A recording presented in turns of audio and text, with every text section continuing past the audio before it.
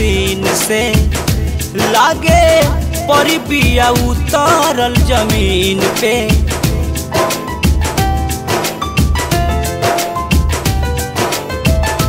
सुनर लगताड़ू आज सब दिन से लागे परी बिया उतरल जमीन पे।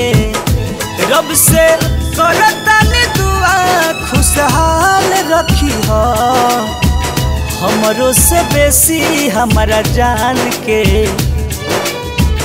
हरदम ख्याल रखी हो हमरो से बेसी हमारा जान के हरदम ख्याल रखी हो।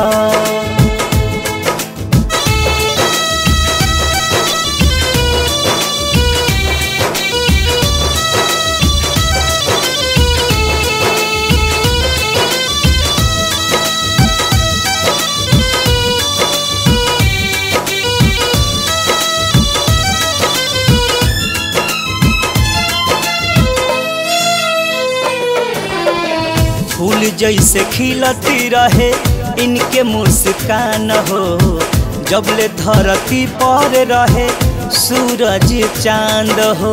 हो ला ला ला ला।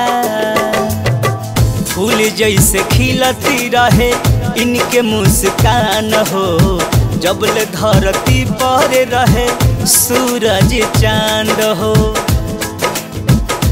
जैसे खुश बड़ी आज खुशहाल रखी हो हमारो से बेसी हमारा जान के हरदम ख्याल रखी हो हमारो से बेसी हमारा जान के हरदम ख्याल रखी हो।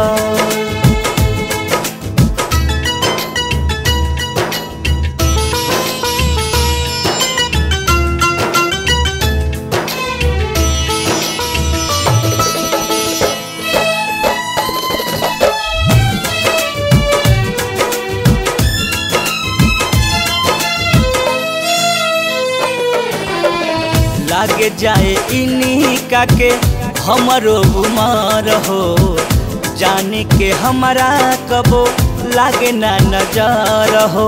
हो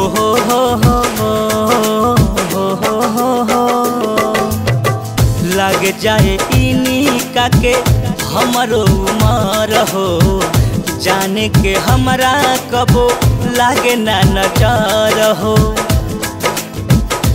हमारा प्यार के तू जिंदगी संभाल रखी हो हमारा से बेसी हमारा सोना के हरदम ख्याल रखी हो हमारा से बेसी हमारा जान के हरदम ख्याल रखी हो।